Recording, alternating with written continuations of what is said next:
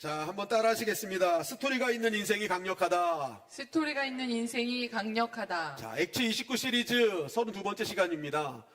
액치 29를 통해서 믿음이 있을 때 나타나는 증상이 뭐냐 우리 함께 나누고 있거든요. 우리가 감기가 와도 증상이 있습니다. 항상 어떤 현상이 일어날 때는 그 증상이거든요. 그게 어떤 거의 증상들. 그러니까 믿음이 있으면 믿음에 따른 증상들이 나타난다라는 거죠. 우리는 계속 그 증상이 무엇인가 우리는 보고 있는데요. 오늘은 사도행전 22장 1절부터 5절 말씀을 통해서 믿음이 있을 때 다른 스토리, 정말 스토리가 있는 인생이 된다라는 거예요. 근데 그 스토리는 정말 강력한 스토리가 될 수 있다라는 것입니다. 여러분, 우리 지난주 바울이요, 그 하나님과 홀로 독대하는 시간을 통해 하나님의 뜻은 예루살렘으로 가는 것으로 정확하게 깨닫게 되죠. 그런데 그 길은 쉽지 않은 길이었습니다. 왜냐하면 예루살렘으로 가면은 뭐 환대나 황연이 기다리는 게 아니라 환란이 기다리고 있다고 말씀했었기 때문이죠. 정말 예루살렘 교회를 다시 한번 세우고자 각 교회에서 모은 성도들의 헌금을 가지고 예루살렘을 도우러 가는 길인데, 이 길이 환대가 아니라는 거예요. 환란이라는 거죠. 그런데 이러한 하나님의 뜻은 바울이 가는 곳곳마다 더 확신을 갖는 여러 가지 예언자들을 통해 더 선명해졌다라는 것입니다. 사도행전 21장 11절 말씀 시작. 우리에게 와서 바울의 띠를 가져다가 자기 수족을 잡아매고 말하기를 성령이 말씀하시되 예루살렘에서 유대인들이 이같이 이 띠 임자를 결박하여 이방인의 손에 넘겨주리라 하거늘. 자, 바울의 띠를 가져가서 이렇게 예언을 하는데 이 띠의 임자가 결박돼서 이방인의 손에 넘겨지게 될 것이다. 예루살렘 가면 이런 일이 벌어질 거라고 얘기를 했다라는 거죠. 이러한 예언을 직접 들은 예언자들은요, 이거 엄청난 고난이다 라고 생각해서 바울에게 예루살렘으로 가지 말 것을 요청했습니다. 이거 가면 엄청 힘들어져. 그러니까 가지 마 라고 했죠. 그러나 바울의 해석은 달랐습니다. 이게 하나님의 뜻이 계속 선명하게 보이거든요.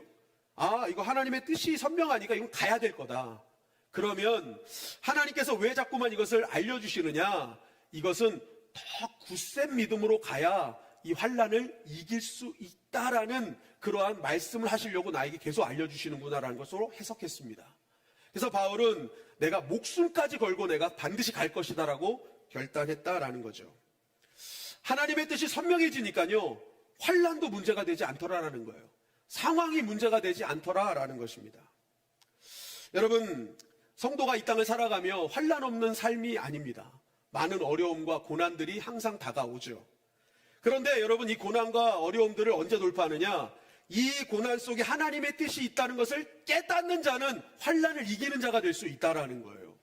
그래서 여러분, 성도들이 가장 신경 써야 될 것은 하나님 내 상황을 바꿔주십소보다 하나님의 이 가운데 하나님의 뜻을 선명하게 알게 하여 주시옵소서. 아멘. 기도해야 된다라는 거예요. 아멘. 여러분, 그래서 성도는요, 기도의 내용이요, 상황 바꾸기보다 하나님의 뜻에 집중해야 되는 것입니다. 아멘. 그렇게 하나님의 뜻이 집중해질 때 여러분, 어떤 환란과 어려움 속에서도 담대히 나아갈 수 있게 된다라는 거죠. 아멘. 그렇게 예루살렘에 도착한 바울은 하나님의 뜻대로 여러 가지 환란의 상황에 직면하게 됩니다. 우리 사도행전 21장 27절 말씀 시작. 그 이래가 거의 참에 아시아로부터 온 유대인들이 성전에서 바울을 보고 모든 무리를 충동하여 그를 붙들고 외치되 이스라엘 사람들아 도우라. 이 사람은 각처에서 우리 백성과 율법과 이곳을 비방하여 모든 사람을 가르치는 그 자인데 또 헬라인을 데리고 성전에 들어가서 이 거룩한 곳을 더럽혔다 하니. 온 유대인들이 바울을 향해서 어떻게 한다는 거예요? 모든 무리를 충동시키는 일이 벌어집니다. 이게 환란의 시작이었어요. 여기서 충동이라는 히브리어는 슌케오라는 단어인데 함께 쏟아붓다라는 뜻입니다. 이 두 가지가 합쳐진 거예요. 그러니까 물이나 액체를 쏟아 부어버리면 어떤 일이 벌어져요? 경계가 없이 뒤섞여서 혼란스럽게 되는 것을 표현하는 말입니다. 그러니까 이들은요, 바울을 향해 근거 없는 말을 쏟아 부어서 사람들을 선동하기 시작했습니다. 그런데 그 쏟아놓은 그 말이 어떤 말이었느냐? 우리 28절 하반절 말씀 다시 한번 읽어보겠습니다. 시작. 이 사람은 각처에서 우리 백성과 율법과 이곳을 비방하여 모든 사람을 가르치는 그 자인데 또 헬라인을 데리고 성전에 들어가서 이 거룩한 곳을 더럽혔다 하니 이 사람은 각처에서 우리 백성과 율법과 이것을 비방하여 모든 사람을 가르친다라고 얘기를 하죠. 그런데 전혀 아니었죠. 사도 바울은요, 누구보다도 유대인들을 사랑했습니다. 이방인들보다 먼저 유대인들을 구원하려고 했어요.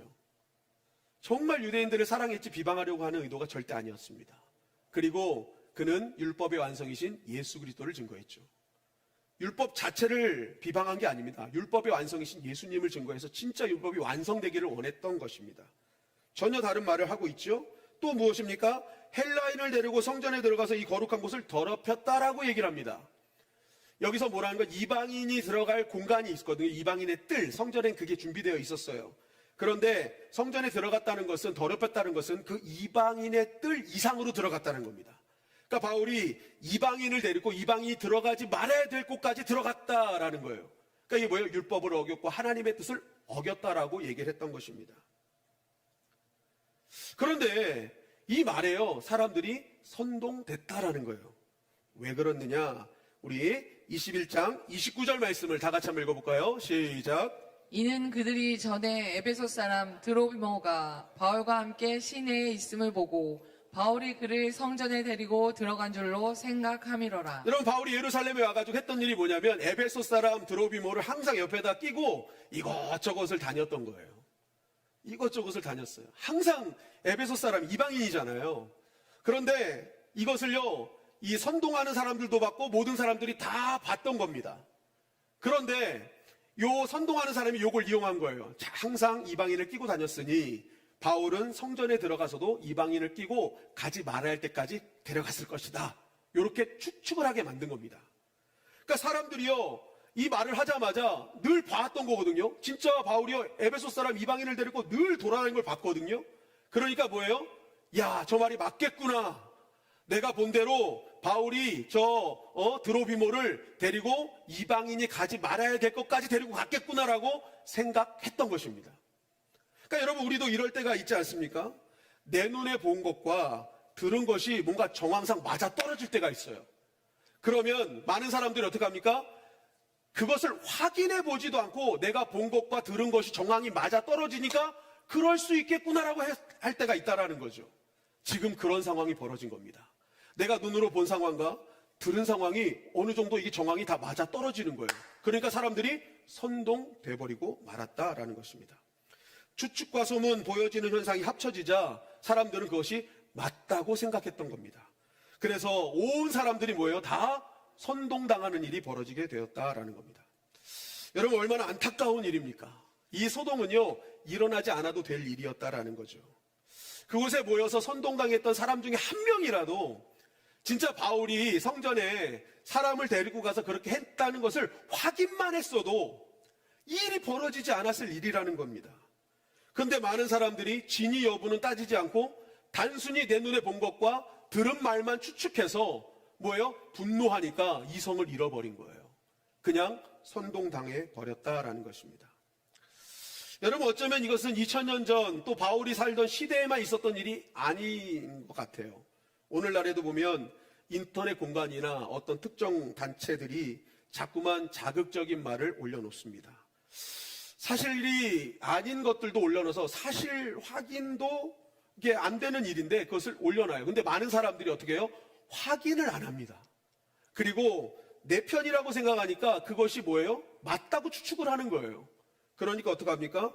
이것을 가지고 막 공유하고 분노해서 한 사람을 매장시키거나 아니면 많은 사람들이 잘못된 일에 선동당하게 만드는 현상이 오늘날에도 벌어지고 있다라는 거죠.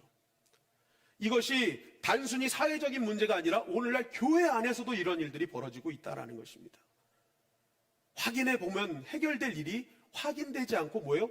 자꾸만 그것 때문에 선동돼서 교회가 분열되는 일이 벌어지고 있다라는 거죠. 여러분, 하나님의 나라는요, 정말 하나님이 원하시는 일은요, 하나 되는 것이 하나님의 뜻인 줄 믿습니다. 예. 분열되면 안 되는 거예요. 왜냐하면 여러분, 우리가 데블이라고 해서 악마를 데블이라고 하잖아요. 이게 디아블로입니다. 이 디아가 무슨 뜻이냐면 사이고 발로가 던지다라는 거예요. 악마가 하는 일이 뭐냐? 사이에 던지는 일이라는 거예요. 사이에 뭔가를 던져서 하나 됐던 것을 갈라놓는 일이 바로 데블이 하는 일이라는 거예요. 악마가 하는 일이에요. 사단이 하는 일이라고요. 그러니까 여러분, 우리가 하나님을 믿을 때 혹시 내가 하는 일과 말과 행동들이 갈라놓는 일이라면 여러분, 그건 내가 하나님의 일을 하는 게 아니라는 것이죠. 내가 어떤 일을 하느냐에 따라서 그 결과를 보고서 내가 지금 하나님의 일을 하느냐 아니면 다른 일을 하고 있느냐 우리는 구분할 수 있게 된다라는 것입니다. 여러분, 성도는 모든 상황을 믿음으로 잘 분별해야 될 줄 믿습니다. 아멘. 그래서 정말 그 일이, 지금 내가 하는 일이 정말 교회를 하나 되게 하는 일인가? 성도와 성도를 하나 되게 하는 일인가? 하나님과 성도들을 하나 되게 하는 일인가를 여러분, 우리는 생각할 수 있어야 되는 거예요. 아멘. 분별의 영을 달라 해서 정말 잘 분별하는 사람이 되게 해주십시오. 만약에 그게 안 된다면 확인이라도 하게 하여 주시옵소서. 우리 아멘. 기도해야 돼요. 여러분, 잠언서 18장 13절 말씀해 보니까 이렇게 말씀하고 있어요. 시작. 사연을 듣기 전에 대답하는 자는 미련하여 욕을 당하느니라. 여러 가지 소리들이 있죠. 여러분, 사회나 교회나 어디 공동체들은요, 다 각자 다른 생각을 갖고 다른 삶의 가치를 들고 살아왔기 때문에 소리가 들려지는 게 똑같을 수가 없습니다. 다 이런저런 소리들이 들려와요. 그때 여러분 꼭 기억해야 될 거예요. 그 여러 가지 그런 소리 중에 이게 맞는가 틀리든가 이런 것을 잘 확인하고 해야 이것이 지혜로운 사람이지, 그렇지 않으면 미련한 사람이라는 거예요. 그래서 뭐예요? 곤욕을 치르게 된다라는 겁니다. 망신당하게 된다라는 거예요. 확인 안 하고 괜히 이것을 먼저 그냥 섣불리 얘기하면요, 굉장히 곤욕을 치르게 될 것이다라고 말하고 있죠.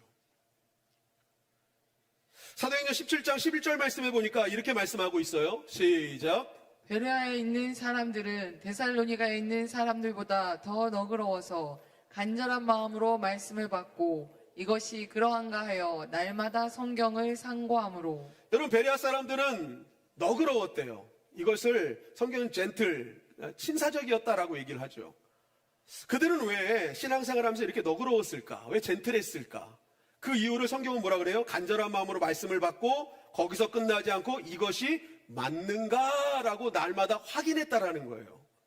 여러분, 이 상고라는 단어가 아나크리노라는 단어인데요. 아나는 철저하게, 크리노는 판단하다라는 뜻입니다. 사도 바울이 복음을 증거할 때 이들은 그 복음을 듣고 거기서 멈추지 않고요, 이 사도 바울이 말하는 이 예수가 구약에 예언된 그 메시아와 맞는가라고 계속 확인했다라는 뜻입니다.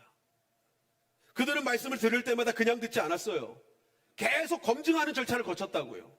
이것이 옳은가? 이것이 맞는가? 그러니까 뭐예요? 이들은 흔들리지 않아요. 휩쓸리지 않아요. 바른 신앙의 길을 걷게 됐다. 그러니까 뭐야? 신앙이 평안한 거예요. 옳은 길을 항상 점검하고 가니까 신앙이 흔들리지 않는 거죠.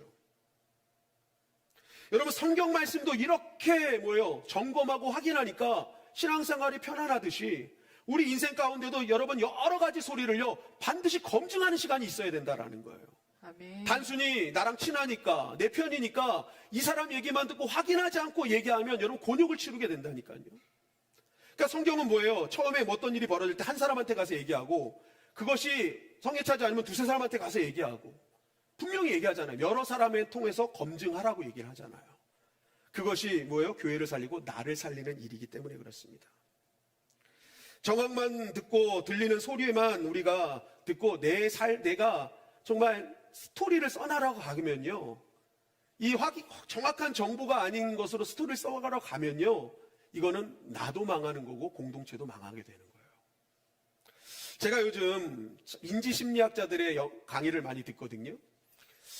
참 유튜브가 너무 좋은 게요, 정말 대한민국의 탁월한 강사들의 그 강의를 들을 수 있다는 게 정말 너무 특혜인 것 같아. 옛날에 돈 주고 들어야 될 거를 그냥 공짜로 막 들을 수 있어.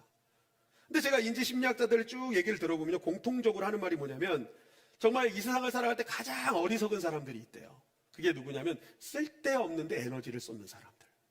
그런데 이 쓸데없는데 에너지를 쏟는, 낭비하는 사람 대표적인 게 누구냐면 벌어지지도 않은 일, 벌어지지도 않을 일에 혼자서 소설 쓰는 사람들이 제일 어리석은 사람들이라는 거예요. 쓸데없는 에너지 낭비하고 있다라는 거예요. 그걸 밤마다 그냥 끙끙 앓고 살면서 쟤는 왜 저랬을까? 얘는 왜 이랬을까? 얘가 이렇게 얘기한 이유는 이거겠지? 얘는 이렇게 할 거야? 앞으로 그럼 이렇게 진행될 거야? 혼자서 그것을 갖고 그냥 끙끙 앓면서 밤마다 이불킥을 하며 사는 거야, 이불킥.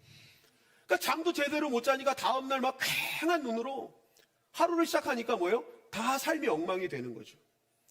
여러분, 내가 나를 스트레스 주고 나를 힘들게 하는 사람들한테 아무리 내가 밤마다 이런 스토리 저런 스토리 쓴다고 해도요, 그 사람한테는 아무런 영향을 주지 않습니다.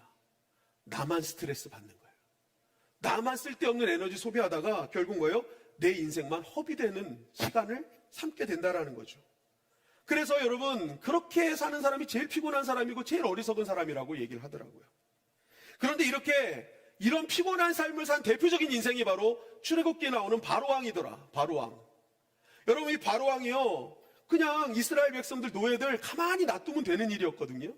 근데 갑자기 머릿속에, 야, 얘네들이 나의 적국과 힘을 합쳐서 우리 이집트를 공격하면, 야, 이거 끝나겠는데? 이런 생각을 하기 시작한 겁니다. 밤마다 그거로 스토리를 쓰는 거예요. 큰일 났다. 이거 잘못하면 난 끝장난다. 난 이제 왕권에서 떨어질 거다. 자꾸만 이런 스토리 써내려 간 거예요. 그러니까 이 바로왕이 어떤 수를 씁니까?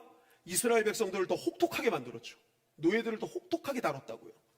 그러니까 이 혹독한 이 상황 속에서 이스라엘 백성들이 그동안 한 번도 찾지 않았던 하나님을 찾기 시작한 거예요. 그러니까 하나님께서 약속을 기억하시고 이스라엘 백성들을 출애굽시키셨죠. 그리고 이 출애굽으로 끝나지 않았습니다. 쓸데없는 스토리를 썼던 바로왕은 자신의 장자까지 잃어버리는 일이 벌어지게 됐죠. 국가적으로, 개인적으로 엄청난 손해를 보게 됐어요. 왜요? 이상한 스토리, 헛된 스토리를 가지고 매일 망상의 스토리를 썼기 때문에 그렇습니다. 그게 여러분 엄청난 손해였다라는 거예요. 그런데 제가 성경을 보면서 보게 된 게 뭐냐면, 이게 하나님을 믿지 않는 바로왕에게만 보인 게 아니라 하나님을 믿었던 사람에게도 동일한 일이 있더라. 그 대표적인 인생이 사울왕이더라는 거죠. 사울왕은 여러 가지 부족하고 어려운 게 있었어요.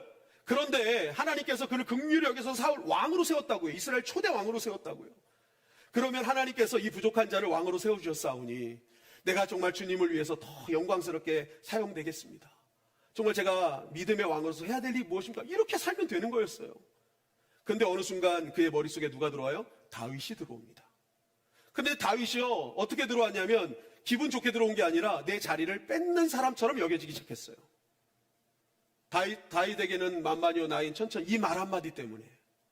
그러니까 매일 이 사울왕이 그때부터 뭘 스토리를 쓰냐면, 다윗이 내 자리를 뺏으면 어떡하지?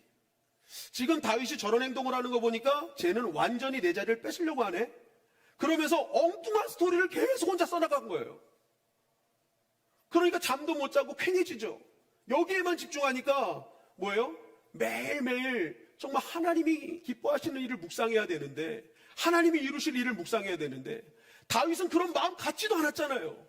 하나님의 때가 되면 내가 왕이 될 거야. 그때를 기다리고 있었단 말입니다. 그런데 전혀 다윗은 마음 같지 않은 것을 혼자서 이상한 묵상을 하다 보니까 결국 어떻게 돼요? 자신이 왕권에서 탈락하잖아요. 그리고 자신의 가문에 너무나 자녀들이 정말 너무 안타깝게 죽게 되잖아요. 말도 안 되는 스토리 써나가다가 개인적으로, 가정적으로 완전히 엉망이 되는 일이 벌어지게 됐다라는 것입니다. 가만히만 있어도 될 일이었습니다. 문제될 일이 없었어요. 내가 가만히 있으면 날 가만히로 보려나? 이렇게 생각하니까 더 문제가 생기기 시작하더라라는 거예요. 여러분, 하나님을 믿는다고 하면서도 여전히 바로의 시각으로 사는 사람들이 있다라는 거죠. 하나님의 백성인데 바로의 시각으로 살아요. 바로의 스토리를 혼자서 쓰고 있어요. 벌어지지도 않은 일, 벌어지지도 않을 일을 가지고 혼자서 매일매일 그 스토리 쓰면서 이럴 거야 저럴 거야 하면서 뭐예요? 인생을 허비하는 사람들이 많다라는 것이죠. 여러분, 살면서 이렇게 헛된 스토리를 쓰지 않기를 주님의 이름으로 간절히 축원합니다. 특별히 하나님의 백성들은요, 이런 스토리 쓰는 사람이 아니라는 거죠. 한번 따라할까요? 하나님의 백성은 믿음의 스토리를 쓰는 것이다. 믿음의 스토리를 쓰는 것이다. 하나님이 이루실 스토리를 기대하는 것이다. 아멘. 그죠? 하나님이 어떻게 이루실 것인가를 찬란한 미래를 스토리를 쓰는 게 하나님 사람이에요. 하나님의 사람. 아멘. 이루어지지도 않고 이루어지지도 않을 그 헛된 망상의 스토리를 쓰는 사람이 아니라 내가 믿는 하나님이 어떻게 내 삶을 이끌어 가실 것인가, 어떻게 세울 것인가를 믿음으로 써내려가는 그 사람이 믿음의 사람이라는 거죠. 아멘. 여러분, 바울이 믿음으로 승리한 이유는 바로 그는 스토리가 달랐습니다. 그는 인생에 쓰는 스토리가 달랐다라는 거예요. 여러분, 그 믿음으로 쓴 스토리는 무엇일까? 오늘 성경은 이렇게 증거하고 있어요. 사도행전 21장 30절 말씀입니다. 시작. 온 성이 소동하여 백성이 달려와 모여 바울을 잡아 성전 밖으로 끌고 나가니 문들이 곧 닫히더라. 그들이 그를 죽이려 할 때 온 예루살렘이 요란하다는 소문이 군대의 천부장에게 들리매. 네, 하나님이 말씀하신 대로 결박되어 죽을 위기에 닥쳤다라는 것이죠. 그런데 이때 하나님께서는 하나님의 도구를 사용하셔요. 그런데 그 도구는 이스라엘 사람이 아니라 바로 로마 천부장이었다라는 것입니다. 이 천부장은 한자 뜻대로 1000명의 군사를 다스린 지휘관을 말하는 거거든요. 이 당시 로마 군대의 핵심 전력이 한 개의 군단, 이렇게 이제 편성이 돼요. 그게 레기온이라는 단어를 사용하는데 이게 6000명 정도 됩니다. 그런데 여러분 한번 보세요. 레기온이 6000명이면 1000명을 다스리는 이 천부장이 몇 명 있다라는 거예요? 6명밖에 없는 거예요. 여러분, 이 천부장은요, 엄청난 권력을 갖고 있었던 사람이다. 엄청난 힘을 갖고 있던 사람이다. 특별히 이 로마에서 유대로 파송된 이 로마 천부장은요, 유대인들의 여러 가지 소란이라든지 또 반란을 진압하는 것이 그들의 임한 명령이었습니다. 그런데 지금 어떤 일이 벌어진 거예요? 이 바울로 인해서 온 백성이 소동한 거예요.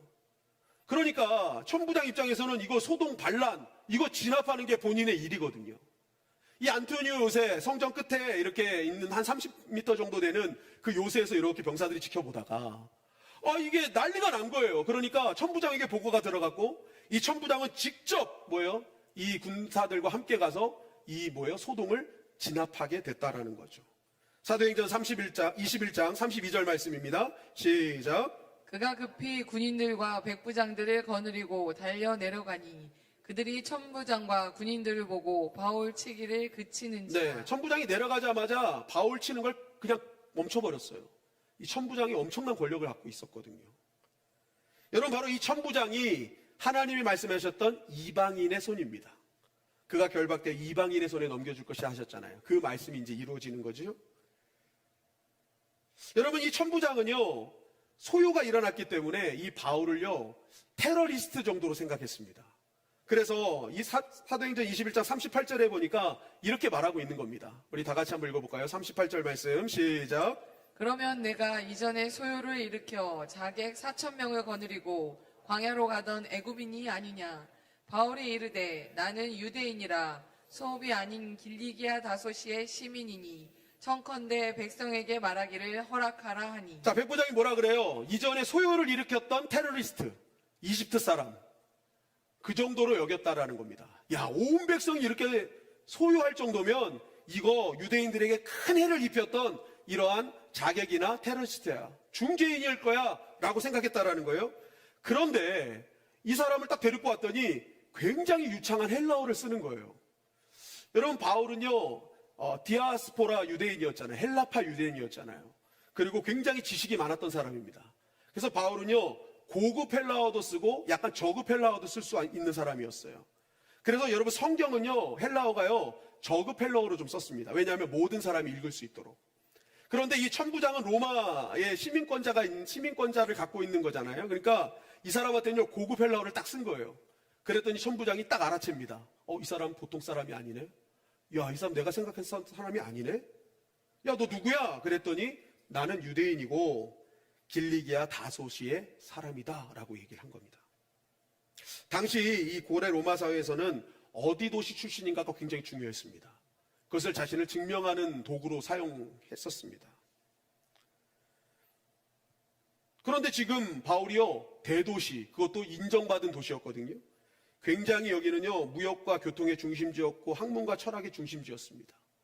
굉장히 많은 석학들을 배출한 곳이었고 정치적으로도 특권이 있었던 도시였어요. 황제 아우구스투스가 자유도시로 지정했어요. 그래가지고 자치권을 행사하고 세금 면제 혜택까지도 받는 도시가 길리기아 다소였단 말입니다. 오늘날에도 그러지 않습니까? 제가 그 전도사로 대전에 있을 때요. 그 선생님 중에 이제 대구 출신이 있었고 학생 중에 대전이었으니까 대전 출신 대전과 대구가 붙었어요. 대구가 더 좋다. 대전이 더 좋다. 막 싸우는 거예요. 그래서 한 방에 제압했습니다. 난 서울이야. 그랬더니 제압이 되더라고요. 더 이상 서울 앞에서 아무 말도 못 하더라고요. 어디 출신이냐. 그런데 또 두 사람이 얼마 뒤에 또 싸워. 대구가 좋다. 대전이 좋다. 어디가 이겼을 것 같습니까? 대구가 이겼습니다. 그래서 왜 대구가 이겼나 봤더니 대구에 공항이 있는 것 때문에 이겼어요. 대전에는 공항이 없고 대구에는 공항이 있다. 그러니까 이거 하나로 그냥 끝나더라고요. 그러니까 어디 출신이냐 이게 굉장히 중요하듯이 여러분 이때도 마찬가지예요. 어느 도시 출신인가. 그러니까 바울은요 바로 길리기아 다소라고 얘기했던 겁니다. 그러니까 지금 뭐라고 얘기하냐면 야 나는 로마 제국이 인정하는 인류 도시에서 나온 사람이야. 거기서 나 배운 사람이야. 그 얘기한 겁니다. 그랬더니 천부장이 깜짝 놀란 거예요. 이야 이 사람 함부로 볼 사람이 아니구나. 이 사람은 폭도가 아니구나. 정말 엘리트구나 라고 생각한 거죠. 그것을 깨닫게 된 바울이요. 그때 어떻게 하는 거예요? 이제 천부장에게 나 지금 흥분해 있는 유대인들을 향해서 한마디만 하게 해주세요 요청합니다. 제발 한마디만 하게 해주세요. 그래서 천부장이 그래요 하세요 라고 한 거죠. 너무나 큰 기회를 얻게 됐죠. 이 기회를 얻은 사도 바울이 했던 말 한마디는 바로 이거였습니다. 우리 사도행전 22장 6절 말씀 시작. 하는 중 다메섹에 가까이 갔을 때 오정쯤 되어 호련히 하늘로부터 큰 빛이 나를 둘러 비침해 내가 땅에 엎드려져 들으니 소리 있어 이르되 사울아 사울아 내가 왜 나를 박해하느냐 하시거늘 내가 대답하되 주님 누구시니까 하니 이르시되 나는 내가 박해하는 나사렛 예수라 하시더라. 너무 중요한 시간 아닙니까? 이 한마디에 자신의 인생이 걸려 있어요. 나는 당신이 생각했던 것들 그 말이 오해였습니다. 나는 이방인 데리고 가지 않았습니다로 증명해도 되는 시간이었죠. 그리고 지금 유대인들이 소동했잖아요. 그럼 유대인들이 좋아하는 그 자신이 갖고 있는 스펙을 얘기해 줬으면 이 문제는 어쩌면 금방 해결될 문제였다라는 거죠. 빌립보서 3장 4절에 그걸 강조하고 있지 않습니까? 나는 8일 만에 할례를 받고 이스라엘 족속이고 베냐민 집하고 히브리인 중에 히브리인이고 율법으로는 바리새인이고. 여러분 이거 나는 완전 정통 유대인이야 그거 강조하는 겁니다. 너희들과 나는 다르지 않아. 난 진짜 유대인 중에 유대인이거든. 그 얘기하는 거거든요. 그러면 바울은요 이거 얘기했으면 됩니다 사실. 그러면 이 소요가요 그냥 그칠 수 있었다. 근데 바울은 이 얘기를 하지 않아요. 무슨 얘기합니까? 내가 다메섹에서 주님을 만난 스토리를 얘기하더라는 거예요. 주님을 만난 스토리. 여러분 왜 사도 바울은 결정적인 순간에 이 주님을 만난 스토리를 얘기할까? 왜 이것을 강조할까? 성경은 왜 또 이것을 드러내고 있을까? 그것은 다른 것이 아니라 바울이 지금까지 숱한 어려움과 위기 속에서도 내가 버틸 수 있었던 이유는 주님을 만났기 때문임을 강조하고 있는 것입니다. 이 주님을 만난 스토리가 나를 지탱하는 힘이라는 것을 강조하는 것이고 또한 내 인생 가운데 내가 매일매일 써지는 이 믿음의 스토리가 결국 날마다 나에게 부어주시는 하나님의 은혜의 동력이었음을 증거하기 위함이었다라는 거죠. 아멘. 유대인들아, 내가 이렇게 된 이유가 있어. 내가 정말 이 주님과의 이 스토리가 워낙 강력하기 때문에 나는 이렇게 될 수밖에 없었다. 내가 이렇게 완전히 바뀌어진 이유는 바로 여기 있다. 내가 이런 상황 속에서도 정말 가는 곳곳마다 하나님의 놀라운 은혜를 경험한 이유는 내가 주님으로 인해 변화되어서 어떻게든지 믿음의 스토리를 써내려가니까 하나님께서 거기서 믿음의 역사를 더해 주신 것이다. 아멘. 이것을 강조하는 것이죠. 여러분, 성도가 써내려가야 할 스토리가 무엇인가? 그것은 맨날 날 잠 못 자게 하는 헛된 망상의 스토리를 쓰는 게 아니라 바로 내 인생의 주님을 만난 스토리, 그리고 그 주님을 만나서 변화되어서 살아가는 나의 삶의 스토리를 써내려가는 사람이 이 시대의 성도고, 또한 그들을 통해 하나님은 반드시 역사하신다는 것을 믿는 사람, 그것이 바른 스토리를 써내려가는 성도라는 것이죠. 아멘. 여러분, 우리는 잠시 착각하는 게 뭐냐면 이 땅에 사람들이요 교회와 성도들에게 매력을 갖는 것이 꼭 뭔가 대단한 일을 하고 돈 많이 벌고 막 이런 것을 하면 사람들이 매력을 가질 거라고 생각을 합니다. 물론 그런 사람들도 있죠. 근데 한번 생각해 보세요. 여러분, 우리보다 돈 많이 가진 사람이요, 믿지 않는 사람이 더 많죠. 더 높은 권력을 가진 사람은요, 믿지 않는 사람들도 많아요. 여러분, 그런 나보다 돈도 많고 권력도 센 사람이 내가 가진 권력으로 감동이 될까요? 매력으로 느낄까요? 그렇지 않다라는 거죠. 여러분, 세상은요, 생각보다 그런 것에 매력을 느끼지 않습니다. 오늘날 많은 성도들에게 느끼는 매력은 뭐예요? 내가 주님을 만나서 이전과 다른 삶의 스토리를 썩어내려 가는 것을 보며 사람들은 매력을 느낀다라는 거죠. 아멘. 진짜 주님 살아계시는구나. 하나님 역사하시는구나. 아멘. 어떻게 저런 상황 속에서 저렇게 희생할 수 있을까? 손해를 볼 수 있을까? 그 스토리에 사람들은 감동하기 시작한다라는 것입니다. 아멘. 여러분, 일본의 사과 주산지가요, 아오모리현이라고 하죠. 아모리 사과, 그것에서 나온 것 같아요. 근데 이 1991년도에 엄청난 태풍이 일어서 이 사과 모두가 거의 다 떨어지는 일이 벌어집니다. 생계가 막막한 상황이 벌어졌어요. 그때 한 농부가 막막한 상황 속에서 자신이 지은 사과밭을 지나가다가 이 태풍에도 떨어지지 않는 사과를 발견하게 됩니다. 그 지나가서 또 봤더니 생각보다 떨어지지 않은 사과들이 꽤 있는 거예요. 그래서 이 사람이 그때부터 무슨 생각을 했냐면 이 사과에다가 합격 사과라는 그 명칭을 붙여서 팔기 시작했습니다. 그런데 단순히 합격 사과 이름만 붙인 게 아니라 거기에 스토리를 적었어요. 이 사과는 태풍에도 떨어지지 않는 사과였습니다. 그래서 이 사과를 먹으면 시험에도 떨어지지 않습니다. 이렇게 스토리를 쓴 거예요. 이 사과가요, 보통 사과보다 10배가 비쌌답니다. 모양도 형편없고, 그런데 없어서 못 팔았대요. 사람들은 사과를 산 게 아니라 스토리를 산 겁니다. 여러분, 마찬가지죠. 오늘날에도 어떤 사람이 매력이 있는가, 어떤 사람에게 사람이 호감을 가는가, 그 사람이 스토리가 있는 인생에게 호감을 가죠. 옛날에는요, 교회 직분만 얘기해도 사람들이 많이 호감을 가졌습니다. 아, 나 어디 교회 장로입니다. 어디 교회 목사입니다. 어디 교회 안수집사고 어디 교회 권사입니다. 어디 교회 여전도 회장이고 어디 교회 남선교회 회장입니다. 그러면 사람들이요, 그 직분만 보고도 인정했습니다. 왜냐하면 정말 신앙이 온전하지 않으면 저 직분까지 올라갈 수 없다는 것을 알았기 때문에. 근데 제가 예전에 미국에 갔더니요, 제가 이제 길을 가다가 저를 가이드해 준 사람이 뒤로 오다가 뒤에서 목사님 불렀어요. 그랬더니요, 정말 수많은 사람들이 뒤를 돌아보더라고요. 무슨 말이에요? 대부분 목사들이, 대부분 목사. 여러분, 이게 뭘 얘기하는 거예요? 이제는 직분이 그 사람을 증명해내지 못한다라는 거죠. 옛날에는요, 직분 하나로 다 증명이 됐어요. 근데 많은 사람들이 이제는 너무 많은 직분이 흔해졌어요. 그러다 보니까 이제는 그 직분으로 그 사람을 증명하지 않습니다. 그 사람이 정말 예수님을 믿고 믿은 스토리가 있는가? 그리고 그 믿은 스토리로 인해서 그 삶이 이제는 변화된 삶의 스토리를 써나려 가고 있는가에 따라 사람들은 그 사람을 존경하고 존경하지 않게 됐다라는 거죠. 아멘. 단순히 직분이 증명하는 시대는 끝났습니다. 이제는 내가 그 직분을 받고 이 직분에 합당한 스토리를 써내려 가는 자가 이제는 하나님의 나라를 증명하는 자가 됐고, 그러한 사람들에게 사람들은 마음을 열기 시작하는 시대가 됐다라는 것이죠. 아멘.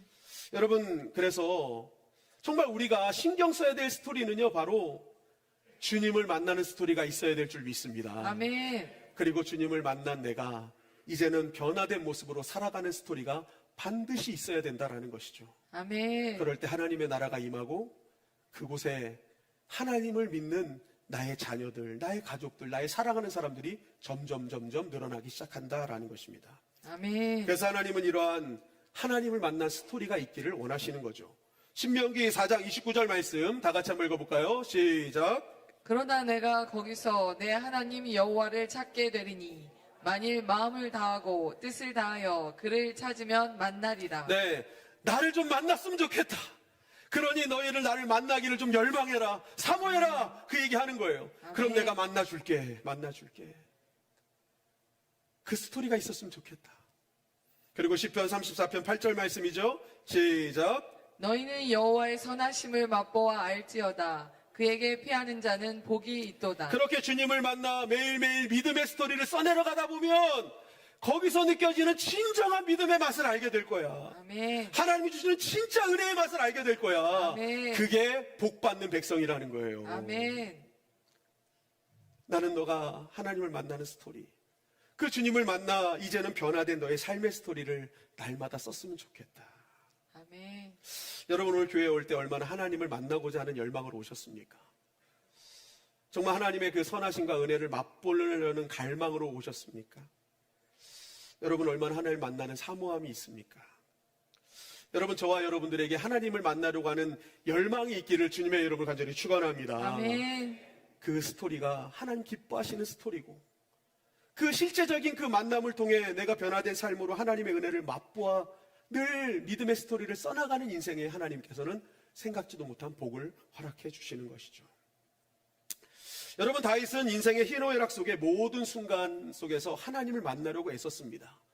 그는 광야에서도 고난의 시간 속에서도 늘 그 하나님을 만나려고 애썼죠. 하나님은 그의 인생의 희노애락 속에 늘 하나님을 만나는 스토리를 그냥 끝내지 않으시고 그의 인생을 히스토리로 만들어주시면서 그것을 시편으로 만들어주셨습니다. 지금 이 시대도 우리는 다윗의 시편을 보며 정말 많은 감동을 받고 있지 않습니까? 여러분 다윗의 시편은 다른 내용이 아니에요. 내가 고난 가운데서도 하나님을 만나고 하나님을 만난 내가 어떻게 믿음으로 살았는지를 보여주는 스토리가 시편입니다. 그 시편을 통해서 하나님은 많은 영혼들에게 도전과 힘과 위로를 주고 있다라는 사실이죠. 아멘.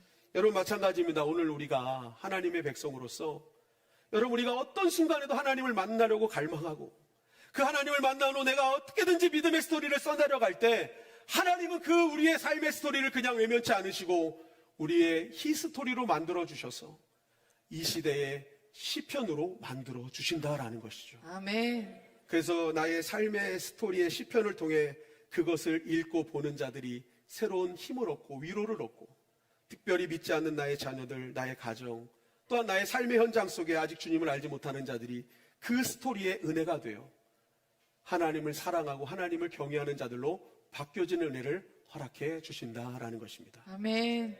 여러분 우리 주님의 영광교회 모든 성도님들이 매일매일 이런 스토리가 있기를 주님의 이름으로 간절히 축원합니다. 아멘. 이런 하나의 스토리가 모일 때 그 스토리는 우리 교회의 히스토리가 될 것이고 아멘. 그 히스토리는 우리 교회를 통해서 하나님을 자랑하는 시편이 될 것이며 아멘. 지역사회와 열방들이 그 우리 교회의 시편을 통해 수많은 영혼들이 구원되고 하나님 나라가 임하는 놀라운 은혜가 있게 될 것입니다. 아멘. 여러분 우리가 다시 한번 믿음의 사람으로 써야 될 스토리를 써나갑시다. 주님을 아멘. 만나는 스토리, 그리고 그 주님을 만나 내가 변화된 스토리를 믿음으로 써내려갈 때 하나님은 절대로 외면치 않으시고 우리에게 예비된 복과 은혜를 넘치게 하실 것입니다. 아멘. 여러분들의 아름다운 스토리를 통해 여러분들의 가족과 사랑하는 모든 사람들이 하나님을 만나는 역사가 있기를 주님의 이름으로 간절히 축원합니다. 아멘.